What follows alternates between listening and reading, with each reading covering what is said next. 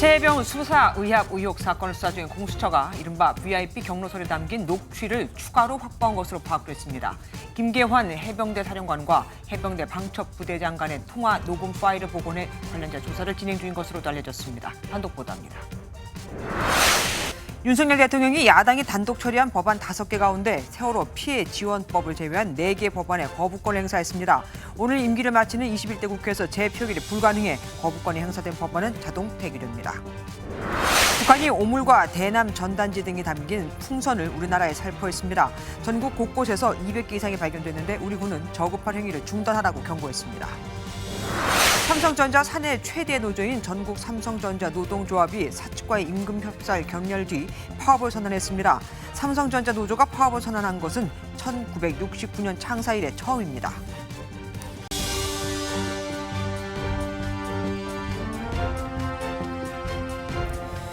공수처가 수사 중인 최혜병 순직 사건 외압 의혹의 핵심 중 하나는 사건 당시 윤석열 대통령이 경로했다는 이른바 VIP 경로설입니다.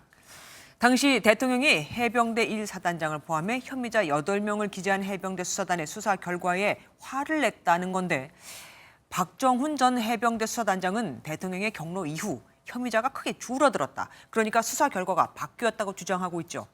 실제로 대통령이 경로를 했는지, 김계환 해병대 사령관이 경로 내용을 전달했는지를 두고 그간 진실 공방이 이어졌었는데 공수처가 추가 증거를 확보했습니다. 김 사령관이 그동안 잘 언급되지 않았던 또 다른 인물과의 통화에서 경로와 관련된 얘기를 한 겁니다. 녹음 파일까지 있었죠. 현주 기자가 단독 뉴스 보내드리고 뉴스 7 시작하도록 하겠습니다. 김계환 해병대 사령관으로부터 이른바 VIP 경로설을 들었다고 한 건 박정훈 전 해병대 수사단장 한 명뿐이었습니다. 박 전 단장은 최 해병 사건에 대한 해병대 수사단의 수사 결과가 대통령의 경로 때문에 바뀌었다고 주장했지만 김 사령관은 그런 말을 한 적이 없다며 부인해왔습니다. 근데 대통령 경로설에 대한 질문 있었는지 뭐라고 답하셨습니까? 하지만 이 팽팽하던 양상은 추가 목격자가 등장하면서 박 전 단장 쪽으로 기울어졌습니다.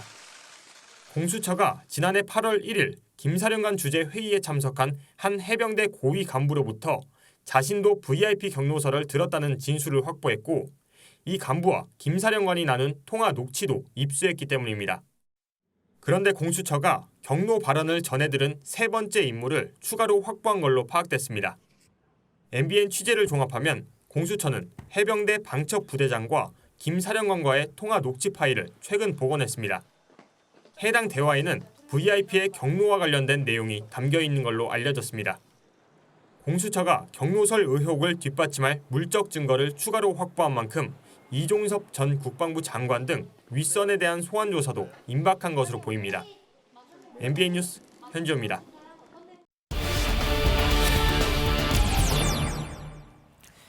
조금 전 MBN이 단독 보도해드린 VIP 경로설 관련해서 법조팀 서남빛 기자에게 좀 더 자세한 내용 들어보도록 하겠습니다. 어서 오십시오. 네. 앞서 윤 대통령이 경로를 했다는 얘기를 들은 사람이 또 나타났다는 거 아니겠습니까? 그러면 이른바 VIP 경로설을 들은 사람이 총 3명이 된 겁니까? 그렇습니다. 최초에 박정훈 전 해병대 수사단장이 그 내용을 폭로했었죠. 공수처 수사가 시작되고 나서 이모 공보실장이 김 사령관에게 VIP 경로설을 들었다는 내용도 알려졌습니다. 그리고 이번에 A 방첩부대장까지 그렇게 되면 총 3명입니다. 이번에 등장한 방첩부대장이라는 사람은 누굽니까? 해병대에 파견을 나가 있는 방첩사령부 소속 A 대령으로 파악이 됐습니다. 네. 방첩사령부는 옛날 기무사령부인데요. 보통 방첩사령부 대령들이 파견을 나가면 해당 부대의 방첩부대장을 맡습니다. 간첩을 잡는 게 방첩부대장의 역할인데 필요한 경우엔 내부 감시와 동향 파악도 합니다. 김계환 사령관이 필요한 게 있다면 A 방첩부대장에게 직접 연락했을 가능성이 큽니다. 조직 체계상 둘 사이에 끼어있는 인물은 없기 때문입니다. 예. 두 사람이 해병대, 이 최해병 관련해서도 많은 대화를 나눴을 걸로 추정이 됩니다. 지금 들어보니까 방첩사령부는 그러니까 보안이 생명인 조직 아닙니까? 그런데 녹취가 있었다는 거예요? 예, 그렇습니다. 저희가 취재를 진행하다가 새롭게 확인을 한 중요한 포인트가 하나 더 있었습니다. 네. 박정훈 대령 측에서 방첩부대의 최해병 사건과 관련해 방첩부대에서 만든 보고서가 있는지 정보 공개 청구를 했는데 부존재라고 답이 왔습니다. 관련 보고가 없었다는 건데요. 하지만 김계환 사령관과 방첩부대장이 수시로 통화를 나누었다면 최해병 관련 보고서가 없다는 답변은 상식적으로 받아들이기 쉽지 않습니다. 저희가 군 관계자에게 들어보니 보고서가 만약 만들어졌을 경우 그 보고서의 내용에 따라서는 위법 행위가 될 수 있기 때문에 이건 매우 예민한 문제라고 합니다. 이종석 전 장관이 윤석열 대통령하고 통화한 기록도 공개가 됐죠. 예, 그렇습니다. 이종섭 전 장관의 지난해 7월 말부터 8월 초까지의 통화 내역이 공개가 됐습니다. 네. 중요한 게 8월 2일인데요. 최해병 순직 사건 조사 결과가 경찰로 이첩이 됐다가 회수된 날에 윤 대통령이 당시 이 장관에게 3차례 전화한 걸로 드러났기 때문입니다. 이뿐만 아니라 지난해 8월 4일부터 7일까지 나흘간 8차례 김용현 대통령 경호처장과 연락을 주고받은 기록도 있습니다. 특히 경호처장은 국방부와 직접적인 업무 연관성이 없기 때문에 이 기간 왜 서로 연락을 주고받았는지도 조사를 해야 할 것으로 보입니다. 네. 이 전 장관 측은 대통령과의 통화에 대해서 해병대 수사단장에 대한 항명죄 수사 지시나 인사조치 검토 지시와는 무관하다면서 장관과 대통령의 통화를 이상한 시각으로 보면 곤란하다라고 밝혔습니다. 예, 끝까지 봐야겠습니다. 지금까지 서남희 기자와 함께했습니다. 최해병 조사 결과를 경찰이 이첩한 날 윤석열 대통령이 이종섭 전 국방부 장관과 3차례 통화했다는 사실 방금 전해드렸죠. 더불어민주당은 더 공세를 강화했습니다. 두 사람의 통화를 박근혜 전 대통령 탄핵 때 결정적인 계기가 됐던 태블릿 PC에 비유하는 발언까지 나온 겁니다. 서영수 기자가 보도합니다.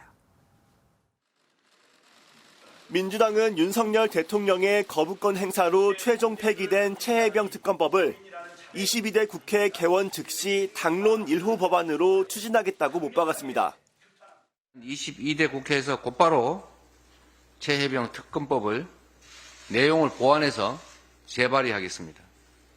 국민의 뜻에 맞서 대통령이 아무리 거부권을 남발해도 끝까지 막아내겠습니다.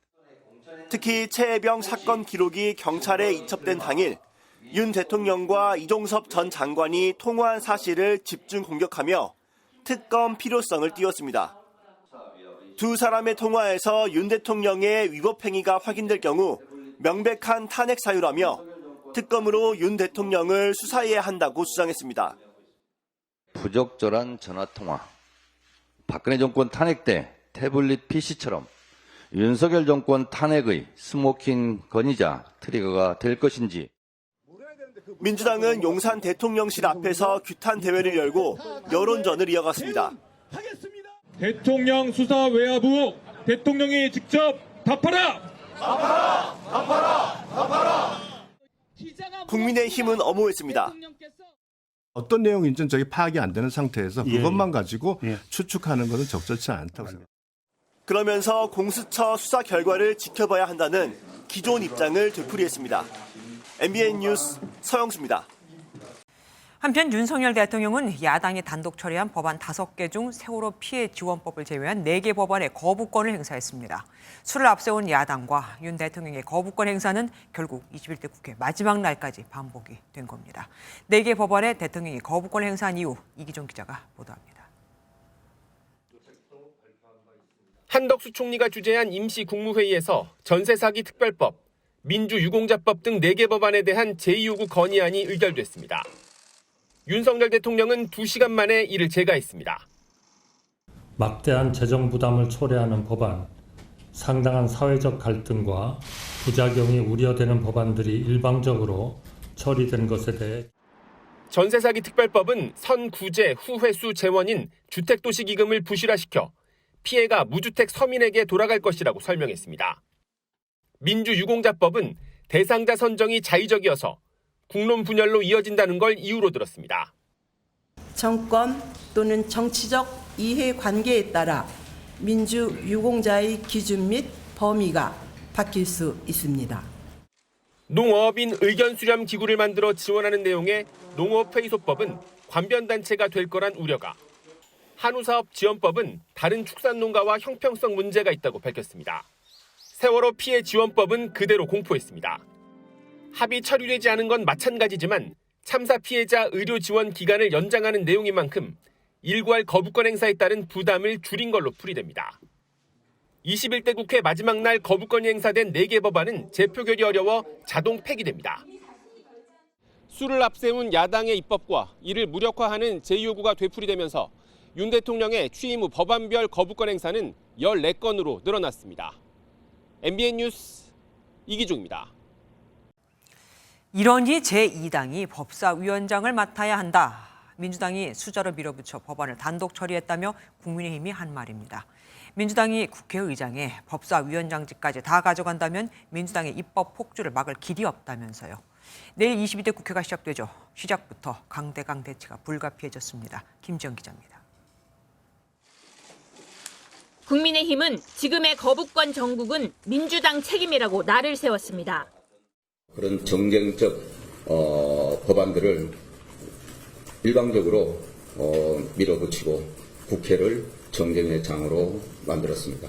그 책임은 오롯이 거대 야당인 민주당이 져야 한다 이렇게 생각합니다. 여야 합의 없는 민주당의 독선 탓에 대통령이 거부권을 행사할 수밖에 없다고 비판했습니다. 거부권 앞으로 행사의 숫자는 곧 거대 야당의 입법 폭주의 가늠자가 된다 이렇게 생각합니다.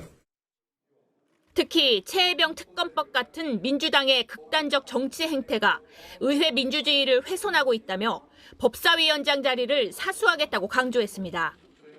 여야는 본회의 통과 마지막 관문인 법사위원장 자리를 서로 가져오겠다며 22대 국회 전반기 원구성을 두고도 팽팽히 맞서고 있습니다. 여당 한 중진은 민주당이 법사위원장과 운영위원장 모두 맡겠다고 벼르고 있다며 두 자리 모두 내줄 수는 없는 만큼 8월까지도 원구성이 어려울 것이라고 말했습니다. 민주당을 중심으로 한 야권이 최혜병 특검법을 포함한 거부권 법안을 모두 재추진하겠다며 대여 총공세 방침을 세운 만큼 22대 국회도 강대강 대치가 불가피할 것이란 전망입니다. MBN 뉴스 김지영입니다. 이재명 더불어민주당 대표가 25만 원의 민생 지원금을 차등 지원하는 안을 수용하겠다고 밝혔습니다. 그간 전 국민에게 지원하자고 주장했지만 한 발 물러선 겁니다. 연금 개혁에 이어 또 정부 여당에 양보를 한 거죠. 숨은 전략이 있습니다. 정태훈 기자가 보도합니다. 이재명 민주당 대표가 모든 국민에게 25만 원의 민생회복지원금을 지급하겠다는 기존 주장에서 한 발 물러났습니다. 반드시 똑같이 지급하라는 주장 더 이상 하지 않겠습니다. 차등 지원도 저희가 수용하겠습니다. 일정 소득 이하에 한해 전액을 지급하되 기준을 넘는 소득계층에 대해서는 일부 본인 부담으로 넘겨 재정 소요를 줄이겠다는 구체적인 방식을 제시하며 다시금 영수회담을 제안했습니다. 경기도 살리고 민생도 보살피는 이 정책을 수용해 주시고 구체적 내용을 신속하게 만나서 협의하면 좋겠다는 말씀을 드립니다. 4.10 총선의 핵심 공약이었지만 정부 여당의 반대에 자신의 뜻을 일부 굽히면서 민생을 챙기는 수권정당의 면모를 부각하려는 것으로 풀이됩니다.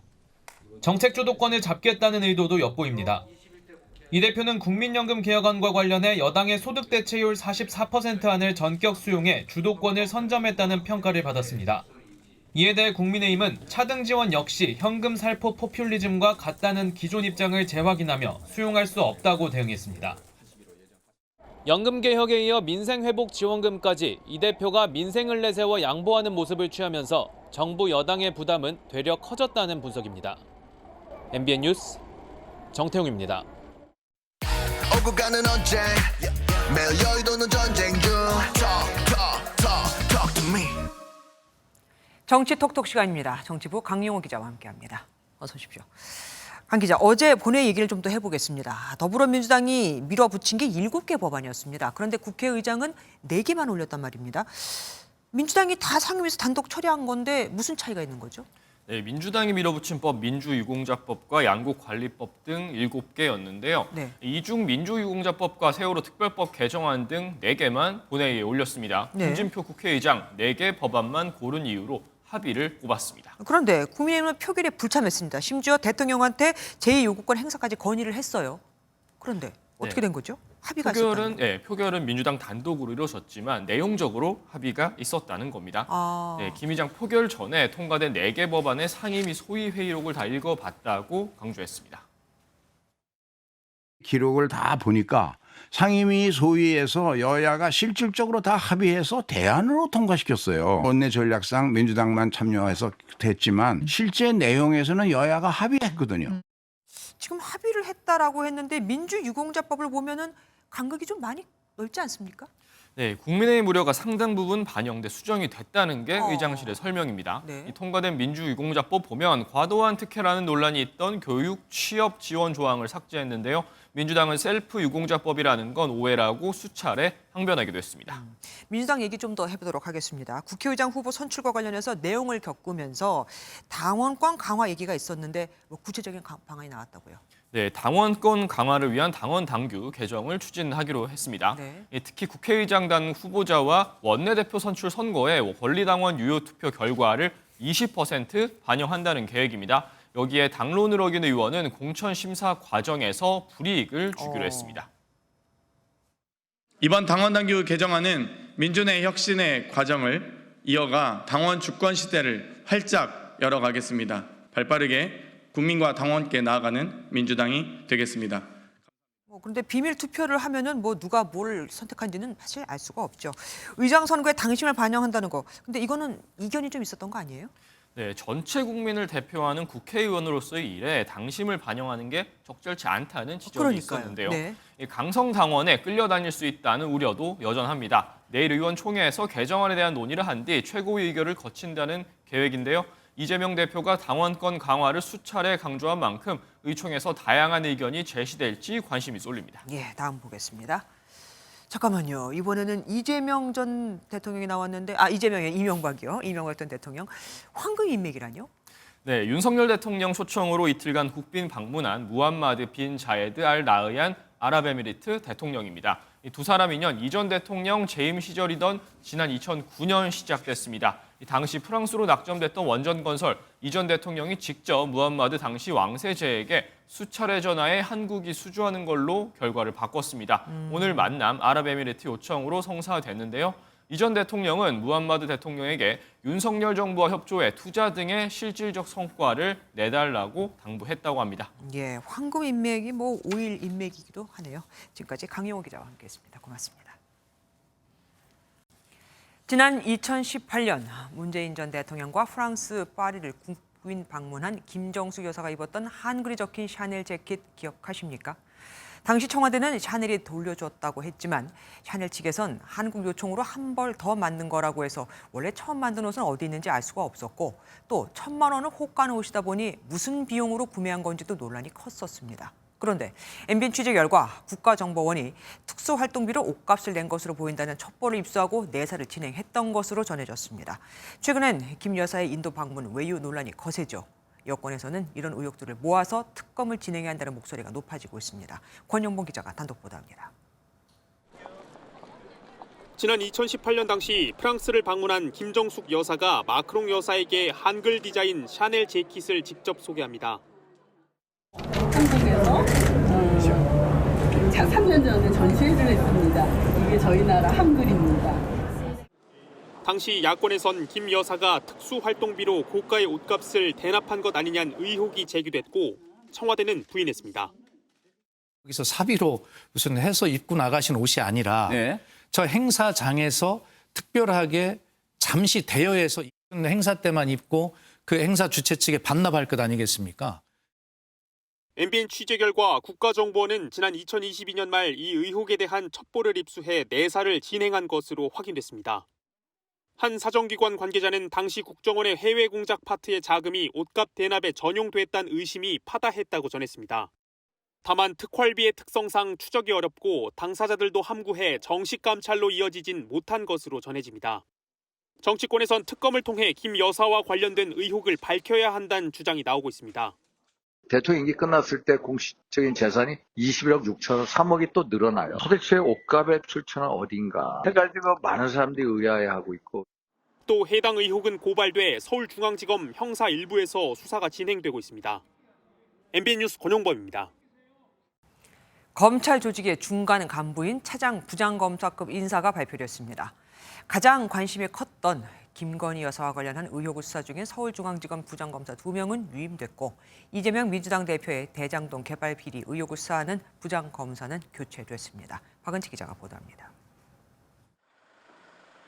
법무부가 차장 부장검사 등 검찰 중간 간부 인사를 단행했습니다. 전국 차장 부장검사들이 신규 보임되거나 자리를 옮긴 가운데 김건희 여사 관련 수사팀장들은 모두 유임됐습니다. 김건희 여사의 명품 가방 수수 의혹 사건을 수사 중인 김승호 서울중앙지검 형사 1부장, 도이치모터스 주가 조작 의혹 사건을 맡고 있는 최재훈 반부패 수사 2부장이 모두 자리를 지켰습니다. 특히 한창 수사가 진행 중인 명품 가방 수수 의혹 사건의 전담 수사팀도 그대로 유지될 것으로 전망됩니다. 각 수사팀의 지휘부에 해당하는 1차장 검사에는 박승환 법무부 정책기획단장이 4차장 검사에는 조상원 대구지검 2차장 검사가 신규 보임됐습니다. 이재명 더불어민주당 대표의 대장동 개발 비리 의혹을 수사하는 반부패 1부장은 교체됐습니다. 이창수 서울중앙지검장이 전주지검장 시절 지휘했던 문재인 전 대통령 사위 특혜 채용 의혹 사건을 맡았던 이승학 전주지검 형사 3부장은 중앙지검 반부패 수사 3부로 배치됐습니다. 때문에 해당 사건이 서울중앙지검으로 이첩되는 것 아니냐는 목소리도 나오고 있습니다. 인사 발표 대상이 된 중간 간부들은 다음 달 3일 부임할 예정입니다. MBN 뉴스 박은치입니다. 윤석열 대통령이 국빈 방한 중인 모하메드 아랍에미리트 대통령과 정상회담을 갖고 포괄적 경제 동반자 협정을 체결했습니다.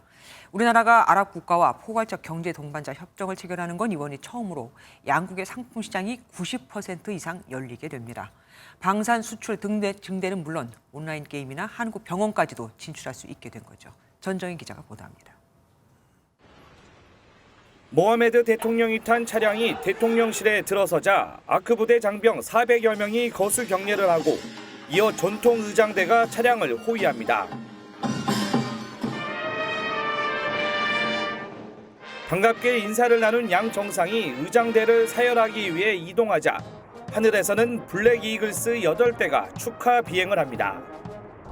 윤석열 대통령은 첫 국빈 방한한 모하메드 대통령을 최고 수준 예우로 맞이했습니다. 김건희 여사도 공식 환영식에 참석해 모하메드 대통령을 영접했습니다. 양국 정상은 정상회담에서 UAE 측의 300억 달러, 약 40조 원 규모의 투자 약속을 재확인하고 양국 간 포괄적 경제 동반자 협정도 체결했습니다. 우리나라가 아랍 국가와 포괄적 경제 동반자 협정을 체결한 건 이번이 처음인데 양국의 상품 시장이 90% 이상 개방됩니다. 무기류에 대해서 관세가 즉시 철폐돼서 앞으로 중동의 방산 수요에 대한 수출 증가가 기대가 되고요. 양국은 4대 핵심 분야를 비롯해 인프라, 기후변화 등 19건의 협력 문서를 체결하고 AI 분야 협력도 확대해 나가기로 했습니다. 윤 대통령은 양국 관계가 최상의 상태에 이르렀다고 평가했고 모하메드 대통령 역시 자부심을 느낀다고 화답했습니다. 대통령실은 이번 정상회담에 대해 새로운 중동 특수의 모멘텀을 강화하고 경제 외교와 민생 외교를 시연했다고 평가했습니다. MBN 뉴스 전정인입니다. 북한이 어젯밤부터 우리나라를 겨냥해 무려 200개가 넘는 오물 풍선을 살포했습니다. 풍선에는 담배꽁초와 쓰레기, 심지어 인분까지 온갖 오물이 들어있었는데 이뿐만이 아니었습니다. 그 직후 위성 위치 확인 시스템, GPS 전파 교란 공격도 실시를 했거든요. 우리 군은 저급하다며 당장 중단하라고 경고했습니다. 김세희 기자가 보도합니다. 경남 거창의 한 논에서 5m 높이의 대형 풍선 2개가 비닐봉지에 매달린 채로 발견됐습니다. 경북 영천에선 폐비닐 더미와 오물이 그대로 노출돼 있습니다. 서울 도심 한복판도 북한이 보낸 것으로 추정되는 풍선이 떨어졌다는 신고를 받고 군과 경찰이 출동해 내용물을 수거했습니다. 북한이 어젯밤부터 대남 전단 살포용 풍선을 띄웠습니다. 군이 포착한 대남 풍선은 역대 최대 규모인 200개 이상으로 풍선을 봤다는 신고가 전국 각지에 잇따랐습니다. 이는 최근 우리나라 대북 단체들의 대북 전단 살포에 맞대응하려는 의도로 해석됩니다. 북한은 지난 26일 수많은 휴지장과 오물짝들이 곧 한국 국경 지역과 중심 지역에 살포될 것이라고 위협했습니다.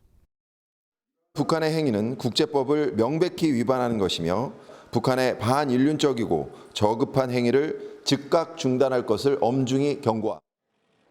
우리 군은 혹시나 있을 사고를 대비해 화생방 신속 대응팀과 폭발물 처리반이 출동해 대남 풍선을 수거하고 있는 중입니다.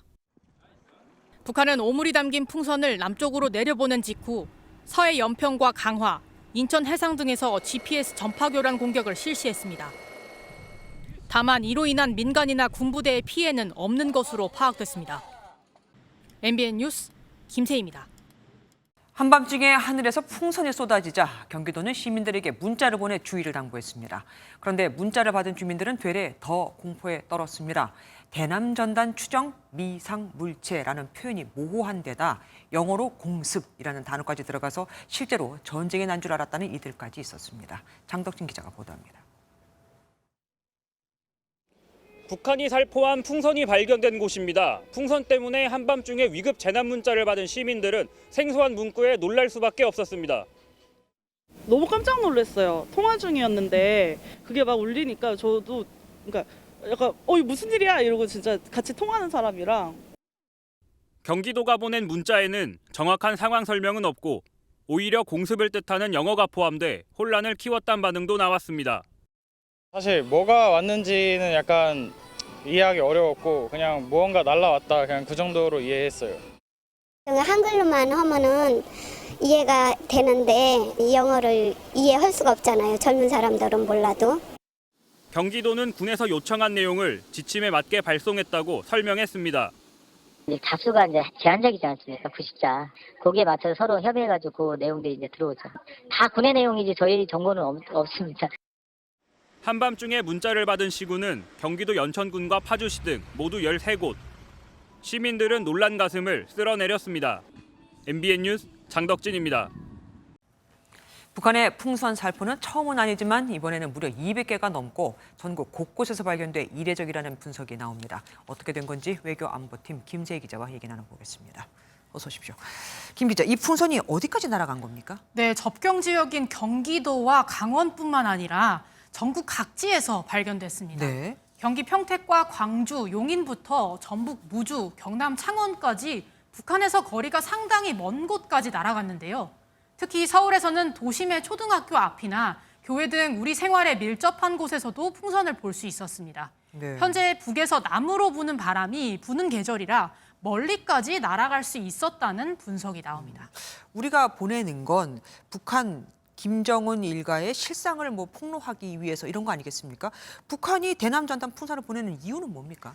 그 앞서 리포트에서 나왔듯이 올해 4월부터 일부 대북 단체들이 북한에 보낸 대북 전단에 대한 맞대응으로 좀 풀이됩니다. 네. 예전에는 보통 풍선이 터지면 그 주변에만 전단이 떨어져서 북한으로서는 수거가 어렵지 않았는데요.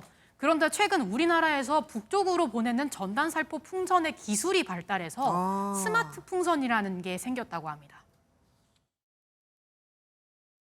이 장치는 전단을 계속 뿌리면서 북한 지역을 관통을 하거든요. 풍선 하나만 보내도 수많은 전단이 북한 전역에 떨어질 효과가 있거든요. 전단이 북한 전역에 살포된다고 하니 북한에게는 눈에 까실 수밖에 없을 것 같습니다. 우리가 보내는 건 스마트 풍선이라고 하고 그럼 북한은 어떤 방식으로 우리나라에 이 전단을 뿌립니까? 북한이 전단을 보낼 때는 생각하시는 그대로 통상 중국산 라텍스 풍선을 이용하고요. 그 안 비닐에 내용물을 넣습니다. 네. 보통 전단 풍선은 일반적인 풍선과 타이머를 달아서 보내는 방식 두 가지로 추정되는데요. 그냥 매달아서 보내는 경우에는 땅에 닿거나 시간이 지나서 터지게 되고 타이머는 특정 시간대에 풍선이 찢어지게 된다고 합니다. 북한이 대남 풍선 살포하는 거는 이번이 처음이 아니죠? 네, 맞습니다. 처음은 아닙니다. 다만 200개가 넘는 풍선이 대대적으로 살포된 것은 이례적이라고 합니다. 네. 지난 2016년도에 오물 전단 풍선을 보낸 적이 있었는데요. 당시 차량이나 주택 지붕에 떨어져서 차량이 무너지는 사고도 아이고, 있었습니다. 네. 지금 현재까지 약 260여 개 정도의 풍선을 포착했다고 하는데 인적이 드문 산속이나 수거가 안 되는 곳까지 포함하면 5배 이상의 풍선을 살포했을 것으로도 추정됩니다. 네. 이렇게 대규모로 전단을 살포한 거는 남북 관계사에는 처음 있는 일이라고 평가받고 있습니다. 그만큼 북한 측에서 화가 많이 났다고 해석할 수도 있겠네요. 지금까지 김재희 기자와 함께했습니다. 고맙습니다. 군기 훈련을 받다 쓰러져 이틀 만에 숨진 육군 훈련병 사건을 수사하는 경찰이 전담팀을 꾸리고 당시 함께 훈련받았던 훈련병들을 불러 조사했습니다. 규정에 어긋난 무리한 얼차려가 아니었냐는 문제 제기에 이어서 훈련병이 쓰러졌을 당시 초기 대처도 미흡했다는 지적이 나옵니다. 강재묵 기자가 보도합니다. 군기 훈련을 받다 쓰러져 이틀 만에 숨진 훈련병 사건을 수사 중인 경찰이 전담 수사팀을 꾸리고 본격 수사에 나섰습니다. 군으로부터 사건을 이첩받은 강원경찰청은 군인범죄 전담 수사팀, 의료사고 전담 수사요원 등 10명으로 수사 전담팀을 꾸렸습니다. 또한 사건 당일 군기 훈련이 이뤄진 부대 내 연병장을 방문해 현장 조사를 진행했습니다. 조사 과정에서는 이번 사건 핵심 참고인으로 분류되는 동료 훈련병 5명을 대상으로 참고인 조사도 이뤄졌습니다. 육군에 따르면 숨진 훈련병은 지난 23일 오후 5시 20분쯤 동료 훈련병 5명과 함께 군기 훈련을 받던 중 쓰러져 의무실로 옮겨졌습니다. 이어 6시 50분쯤 군의관이 동승한 채 속초의료원으로 이송됐는데 당시 의식은 있었지만 신장 등 장기의 다발성 손상으로 고열이 나는 상태였던 것으로 전해졌습니다.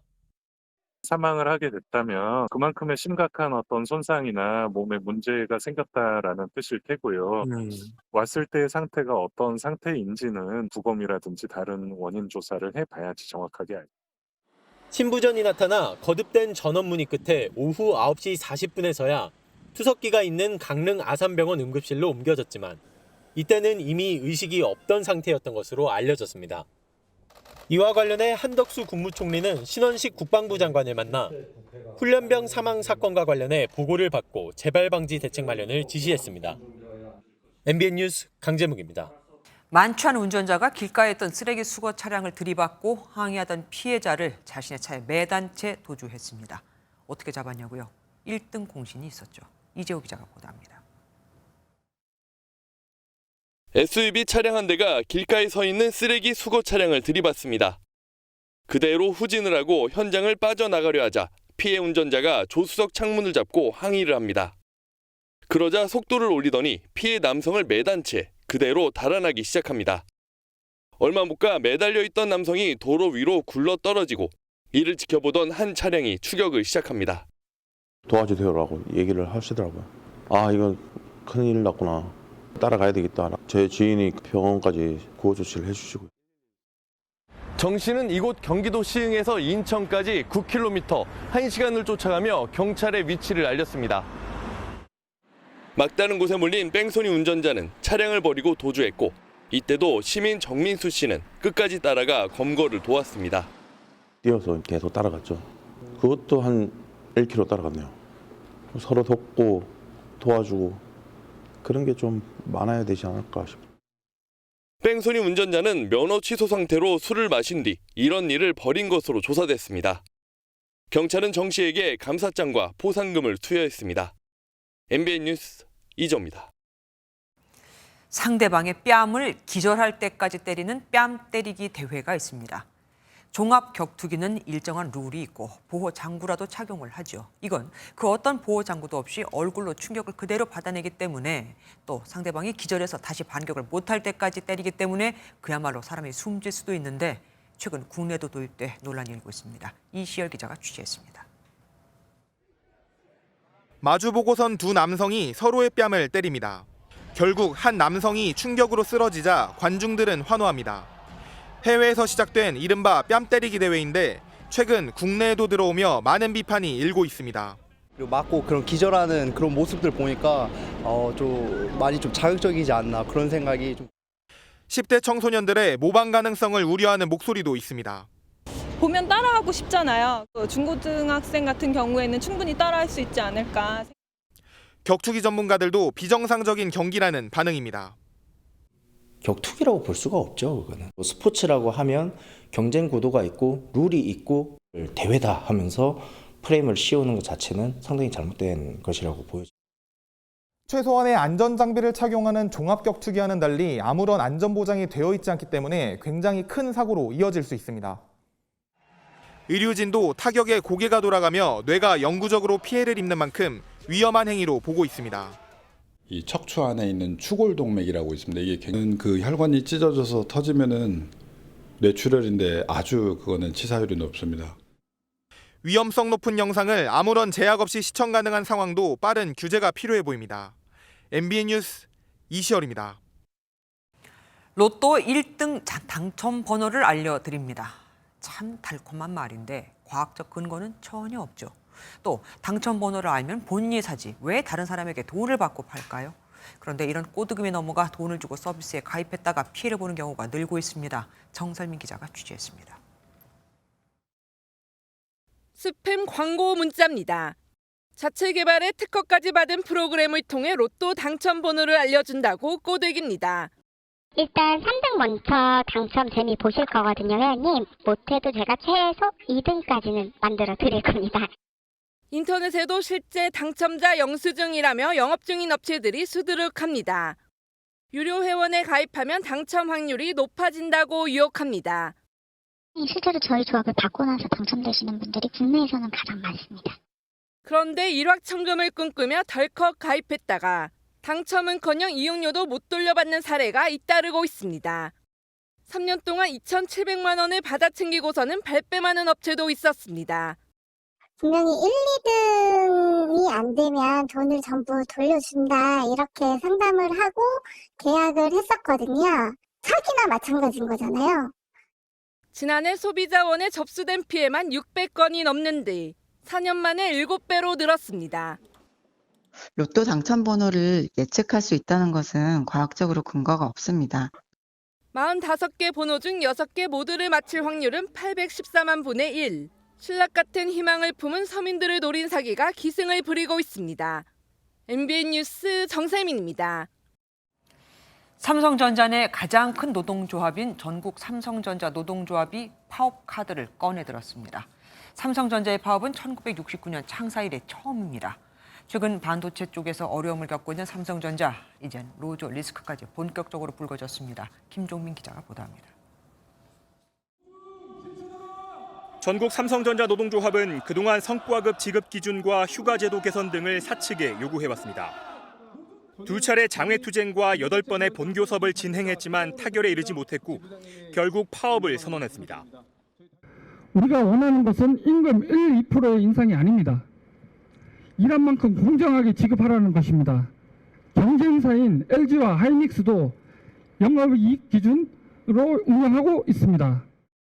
노조 측은 전면 총파업에 나서진 않고 다음 달 7일 조합원들이 집단 연차를 사용하는 방식을 택했습니다. 업계에선 이번 조치가 삼성전자 반도체 생산 라인에 직접적인 타격을 주진 않을 것으로 보고 있습니다. 하지만 삼성전자가 HBM과 파운드리 시장에서 고전을 면치 못하는 상황에서 노조의 단체 행동은 경영진에 적지 않은 부담이 될 전망입니다. 삼성전자 경영진은 노조가 파업할 경우 가용한 모든 수단을 동원해 생산 차질을 최소화하겠다고 밝힌 바 있습니다. 삼성전자 노동조합의 파업 선언에 대해 일각에서는 상급 단체를 현재의 한국노총에서 민주노총으로 바꾸기 위한 거라는 의구심도 제기하고 있습니다. 파업 선언 현장에선 민노총 산하 금속노조가 지지 선언을 하기도 했는데 금속노동조합 19만 조합원과 함께 전국 삼성 노동조합을 지지하며 연대할 것입니다. 삼성그룹 내 또 다른 노조인 초기업 노조는 민주노총에 가입하기 위한 목적으로 보인다며 비판하기도 했습니다. MBN 뉴스 김종민입니다. 삼성전자 반도체 공장인 경기도 용인 기흥 캠퍼스에서 근무하던 직원 2명이 방사선에 피폭된 사실이 뒤늦게 확인됐습니다. 삼성전자에 따르면 지난 27일 이곳 생산 라인에서 근무하던 직원의 손 부위가 엑스레이에 노출되는 사고가 났고 현재 입원해 추적 관찰을 받고 있습니다. 원자력안전위원회는 해당 장비에 대해 사용 정지 조치를 내렸고 삼성전자는 경위 조사에 성실히 협조하고 재발 방지를 위해서 최선을 다하겠다고 밝혔습니다. 전공의가 병원을 떠난 지 어느덧 100일째. 그동안 환자뿐 아니라 대학 병원마저도 생존의 위협을 받게 됐죠. 하루 10억 원씩 적자를 보는 병원까지 나오고 있는데 의료계는 여전히 정부를 못 믿겠다며 내일 전국 6개 지역에서 촛불 집회를 연다고 합니다. 신용수 기자가 보도합니다. 전공의 병원 이탈 100일째, 대학병원은 말 그대로 초토화됐습니다. 진료와 수술이 급감하면서 적자가 눈덩이처럼 불어났기 때문입니다. 특히 빅5 등 상급 종합병원은 하루 10억 원 이상 적자를 내는 곳도 있는 것으로 알려졌습니다. 병원들은 마이너스 통장을 늘리고 무급휴직과 희망퇴직까지 동원하는 상황입니다. 그러나 전공의들의 복귀는 아직 감감무소식입니다. 현재까지 돌아온 전공의는 699명, 전체 약 7%에 그칩니다. 유연한 태도를 보이고 있는 정부는 행정처분을 감경하겠다며 복귀를 거듭 촉구했습니다. 복귀하는 전공의들에 대해서는 불이익을 최소화할 수 있도록 최대한 노력할 것입니다. 복귀한 전공의와 복귀하지 않은 전공의들과는 확실하게 차이를 두고 조치. 고통을 감내했던 환자들도 이제는 전공의가 돌아와야 한다고 호소합니다.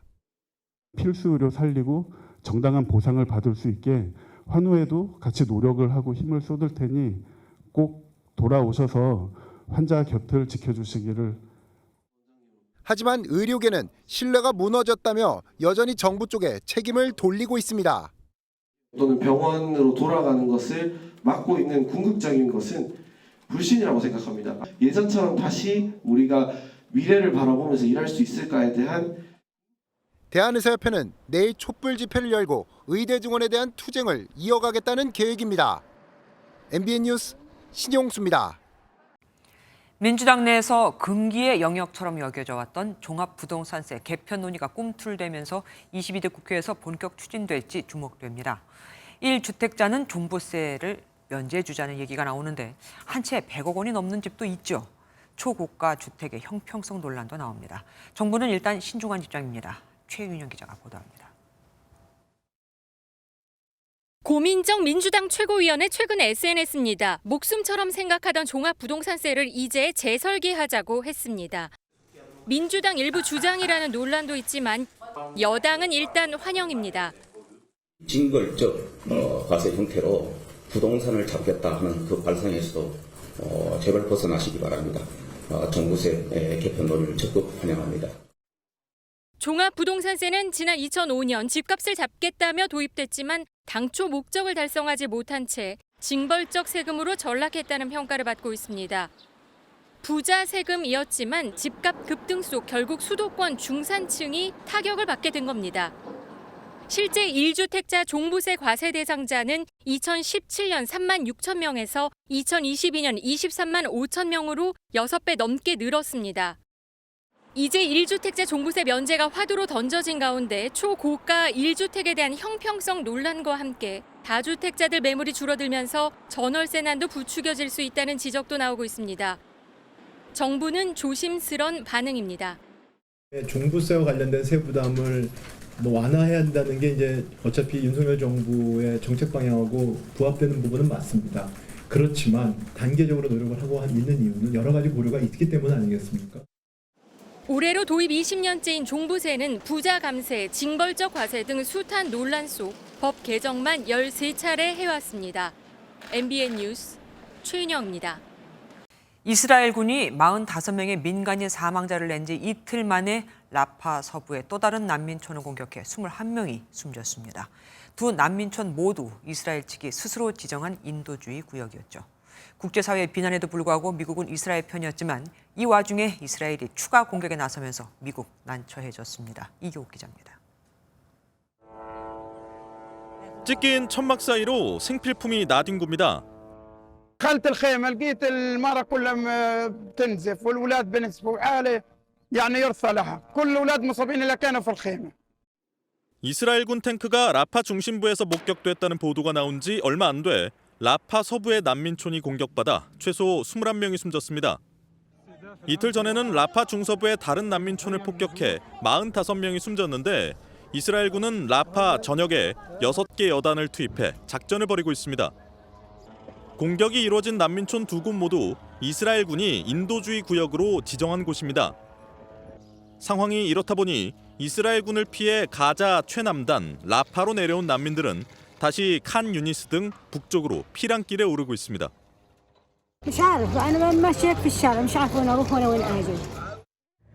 국제사회 비판 속에 미국은 이스라엘이 레드라인, 즉 대규모 지상전을 시작한 건 아니라며 애써 의미를 축소하는 모습입니다.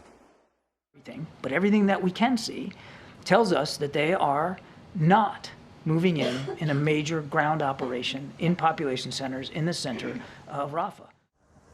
군사 지원을 중단하지 않겠다는 뜻이지만 민간인 사망자가 늘어날수록 미국의 입장은 더욱 난처해질 거란 분석이 나옵니다.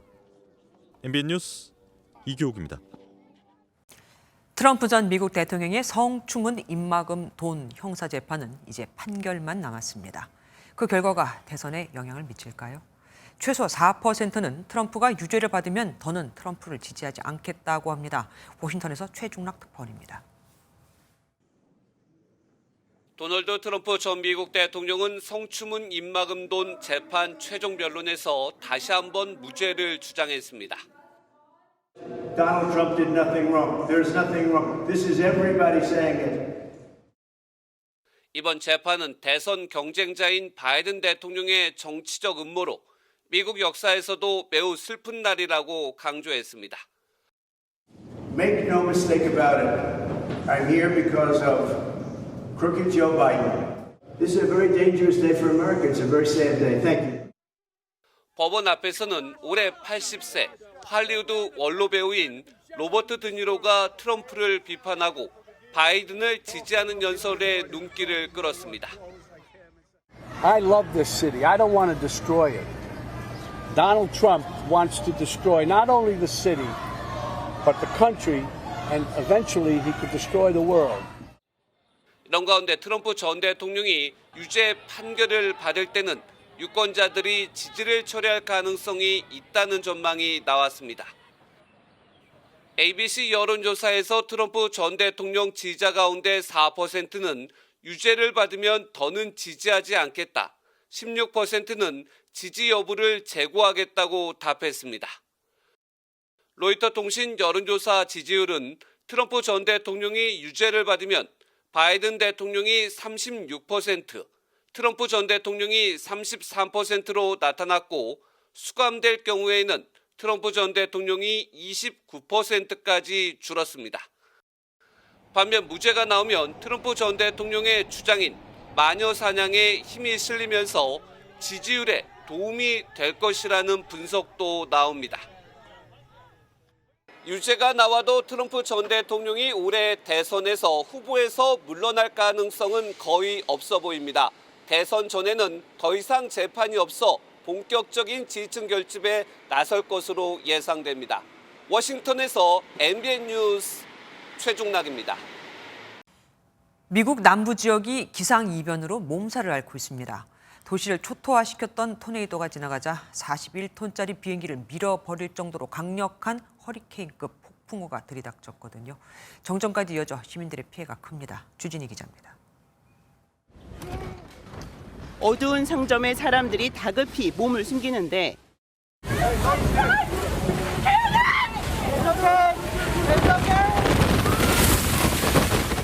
엄청난 바람이 창을 부수고 물건이 날아다니더니 암전되고 비명소리만 들립니다. 주말 동안 엄청난 토네이도가 덮쳤던 미국 중남부에 이번에는 골프공만한 우박과 함께 허리케인급 폭풍이 찾아왔습니다. 앞이 보이지 않을 정도로 몰아치는 비바람에 41톤짜리 여객기가 쭉 밀려나고 집 앞 전봇대에서는 정신없이 불꽃이 튈 정도입니다. 바람 속도는 시속 124km로 텍사스에서만 한때 100만 가구가 정전을 겪었습니다. 이번 폭풍으로 텍사스와 휴스턴에서 8명이 숨지는 등 중남부 지역의 피해가 크자 연방 정부도 대응에 나섰습니다. And tomorrow, the FEMA administrator will travel to Arkansas. We urge residents in the affected areas to remain vigilant and continue listening to state and local officials. 이상 날씨의 이유로 지구 온난화 등이 지목되고 있습니다. The Gulf of Mexico is quite warm, well above average. And so when you bring those south winds that typically precede severe weather outbreaks, allowing Gulf of Mexico moisture to surge northward. 미국 기상청은 이 지역에서 우박이나 토네이도가 다시 발생할 가능성이 있다고 경고했습니다. MBN 뉴스 주진입니다. 코로나19가 끝나고 인천국제공항도 다시 붐비기 시작했죠.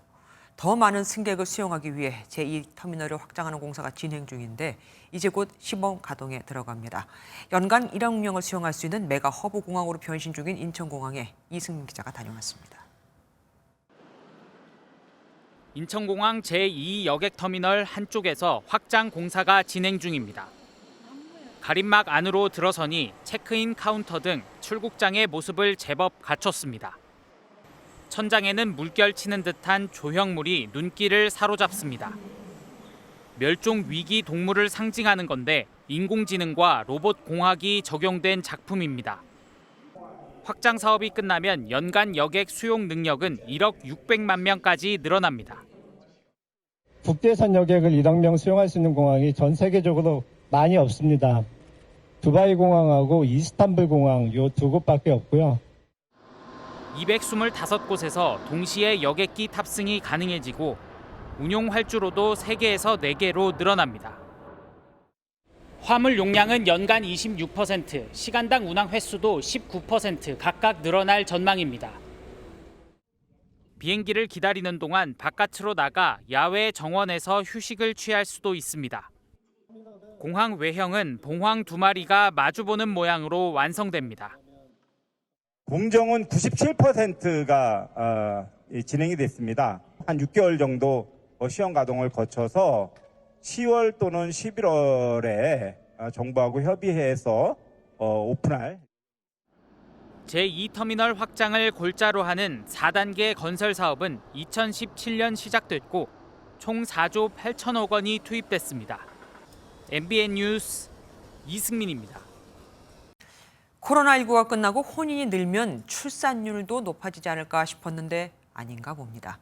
지난 1분기에도 합계 출산율이 0.7명대에 머물렀거든요. 심지어 설상가상으로 결혼 커플도 다시 줄어들 조짐을 보이고 있습니다. 고정수 기자입니다. 신혼부부인 조한규, 이연아 씨는 코로나19 대유행 이후 몰린 결혼에 식장을 구하느라 애를 먹었습니다.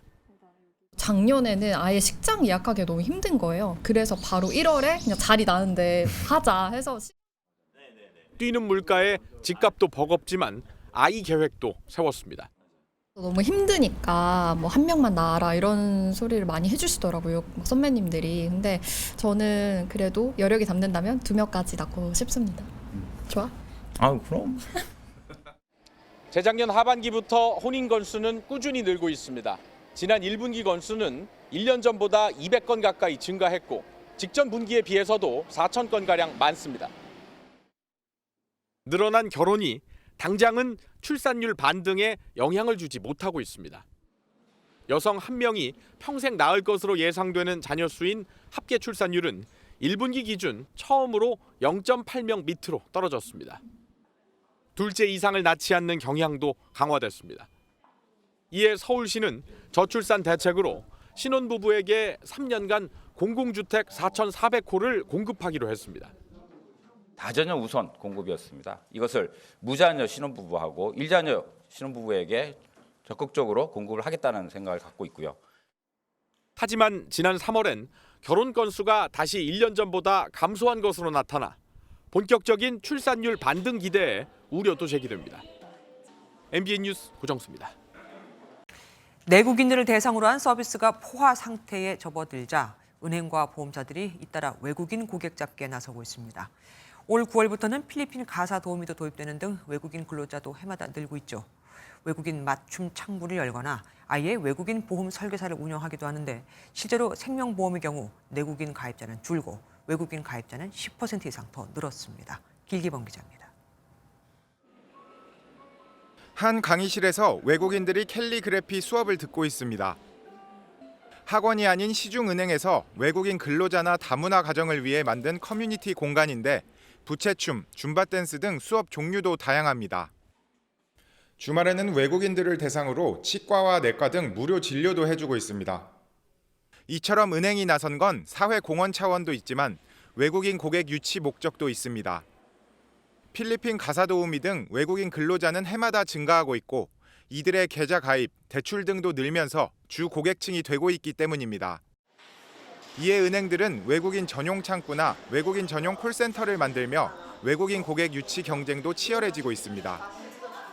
16개국 언어를 지원하는 외국인 전용 어플도 운영하고 있습니다. 모든 은행들이 외국인 거래 비중이 확대됨에 따라서 이제 외국인의 관심을 많이 가지고 사무실에서 새로 나온 보험 상품 교육을 받는 보험 설계사들. 자세히 보니 모두 베트남 여성들입니다. 저출산 고령화로 보험에 가입할 내국인들이 줄어들자 보험사들도 외국인 설계사를 양성해 외국인 고객 유치에 나서고 있습니다. 병원비로만 엄청 많이 고생하시는 분들이 많아요. 그래서 저희가 설명해 주면서 편하게 쉽게 이해하게 가입하니까 감동받으시는 분들 많아요. 실제 생명보험의 경우 내국인 가입자가 2.5% 줄어드는 동안 외국인은 12% 넘게 늘었고 손해보험 가입자 수는 5년 만에 80% 증가했습니다. 외국인 시장이 커지는 만큼 기존 서비스의 통역만 제공하는 게 아닌 다양한 특화 상품 개발, 소비자 보호 문제에도 관심을 가져야 한다는 지적이 나옵니다. MBN 뉴스 길기범입니다. 스포츠 뉴스입니다. 올해 12회째를 맞은 여자 골프 최고 스타들의 경연장이죠. SH수협은행 MBN 여자오픈이 모레 개막합니다. 5년 만에 양평 더스타휴에서 열리는데요. 디펜딩 챔피언 황유민의 2연패 여부도 관심사고요. 윤이나가 복귀 후 첫 승을 따낼지도 또 다른 관전 포인트입니다. 최용규 기자입니다. 2022년 신인으로 돌풍을 일으키다 러프에서 다른 공을 친 실수로 출전 정지 징계를 받은 윤이나. 올 시즌 20개월 만에 복귀해 필드가 낯설 법했지만 빠르게 실전 감각을 끌어올렸습니다. 지난 12일 NH투자증권 챔피언십에서 준우승을 거둔 것을 포함 3대회 연속 10위 안에 드는 데 성공했습니다. 지난주 골반 통증으로 기권하긴 했지만 좋았던 기세를 계속 이어가겠다는 각오입니다. 많이 좋아진 상태고요. 그래서 이번 대회 때는 조금 더 좋은 모습 보여드릴 수 있을 것 같습니다. 몸 상태만 좋다면 디펜딩 챔피언 황윤민과 시원한 장타 대결을 펼칠 전망입니다. 21살 동갑인 두 사람은 나란히 평균 드라이브 비거리 1위와 3위를 달리며 여자 프로골프 대표 장타자의 면모를 뽐내고 있습니다. SH수협은행 MBN 여자오픈이 5년 만에 다시 찾아온 양평 더스타휴 골프클럽은 긴 전장으로 김세영, 박성현, 박민지 등 한국을 대표하는 장타자들이 우승한 곳. 윤이나가 복귀 첫 우승을 노리기에 더없이 좋은 기회입니다. 매샷 최선을 다하는 게 제 매 경기 목표예요. 그래서 이번 대회도 그냥 매샷 최선을 다해서 5년 만에 펼쳐지는 양평대전에서 윤이나가 복귀 후 첫 승을 거둘 수 있을지 골프 팬들의 눈길이 양평으로 향하고 있습니다. MBN 뉴스 최영규입니다. 오늘 전국이 고기압의 영향권에 들면서 대부분 지역 하늘이 맑게 드러났습니다. 햇볕이 강하게 내리쬐면서 다소 더웠는데요. 당분간 낮더위는 계속되겠습니다. 내일도 서울과 순천은 26도, 대구가 28도까지 오르겠습니다. 내일 하늘은 차츰 흐려지겠고 해안가로는 너울성 파도를 조심하셔야겠습니다. 내일까지는 동해안에, 내일부터는 남해안과 제주도 해안에 높은 너울이 밀려들겠습니다. 내일도 아침 저녁으로는 쌀쌀하겠습니다. 중부지방 아침 기온은 서울이 17도, 춘천은 13도까지 떨어지겠지만 낮 기온은 대체로 25도를 웃돌겠습니다. 남부지방도 아침에는 서늘하겠습니다. 한낮 기온은 광주가 27도, 대구 28도까지 올라서 일부 내륙을 중심으로는 하루 새 일교차가 10도에서 15도 이상 벌어지겠습니다. 오는 금요일 아침에는 제주도에, 주말 사이에는 강원도를 중심으로 비가 내릴 전망입니다. 내셨습니다.